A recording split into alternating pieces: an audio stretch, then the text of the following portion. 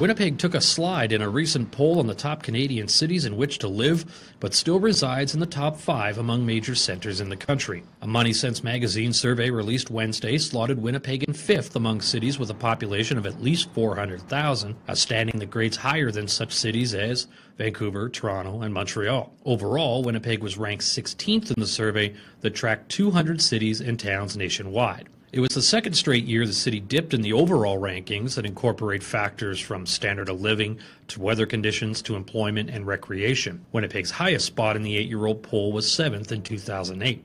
Chuck Davidson of the Winnipeg Chamber of Commerce says it's a bragging point for the city to be ranked so high in comparison to other major cities. I think when you look at these sorts of numbers and you look in terms of livability, in terms of attractiveness of your city, and you're in that top percentile, obviously that's going to be a good thing. And I think there's a lot of good things that are going on in Winnipeg and have been over the last couple of years. So I think we should be proud of those numbers. Calgary was ranked first overall, and Davidson acknowledged there's always room for Winnipeg to improve. I think when you're looking at Winnipeg, you're always looking at, in terms of from perspective, you're always looking at things like tax levels.